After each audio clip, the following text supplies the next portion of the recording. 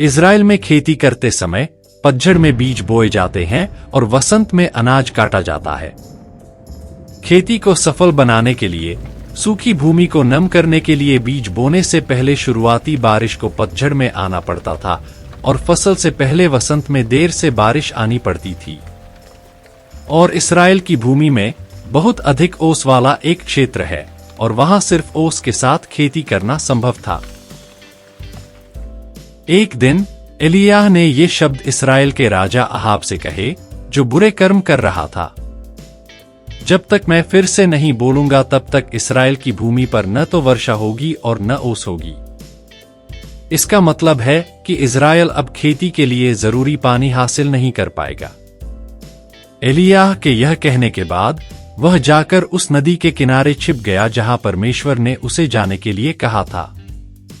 जल्द ही एलियाह के कहे अनुसार भूमि पर कोई वर्षा नहीं हुई और अंततः नदियों का पानी भी सूख गया। और एलियाह ने एक बार फिर परमेश्वर के वचन का पालन किया और सारपत नामक एक गांव में गया, जो इस्राएल के उत्तर में एक पराया क्षेत्र था।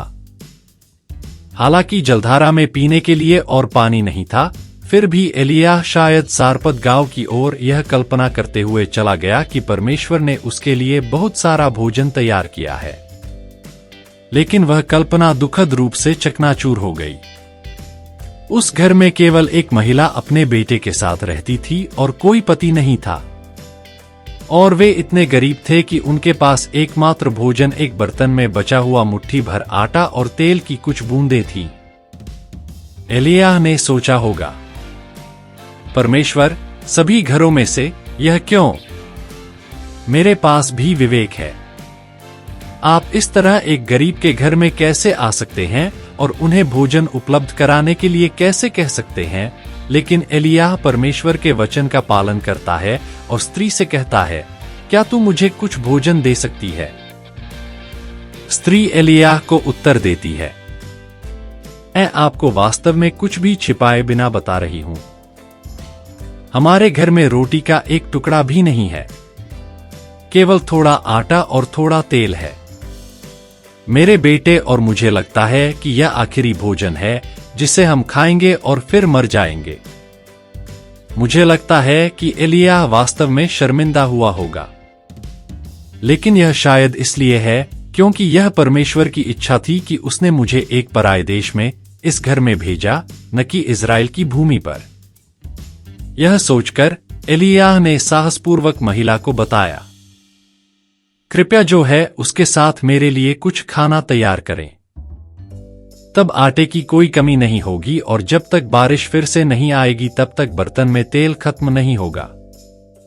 इस्राएलियों ने पहले से ही अनुभव किया था कि परमेश्वर उन्हें जंगल में हर दिन मन्ना खिलाता है, जो खाना रोज निकलता है, चाहे आप उसे कितना भी खा लें। इसलिए एलियाह साहसपूर्वक यह कह सकता था। इस कहानी को सुनने वाली महिला ने क्या कहा, हम आपको भोजन कैसे दे सकते हैं जब हमारे पास खाने के लिए कुछ नहीं है? क्या वह क्रोधित हो गया और बोला, यह इस्राएल की भूमि भी नहीं है, फिर तुम यहां क्यों आए? अगर हम बाइबल पढ़े तो यह कहती है कि उस स्त्री ने एलियाह के शब्दों का बिल्कुल पालन किया और वास्तव में उस घर में कुछ अद्भुत हुआ। जबकि उसके आसपास सब कुछ सूख रहा था, उसके घर में आटा और तेल कभी भी खत्म नहीं हुआ था।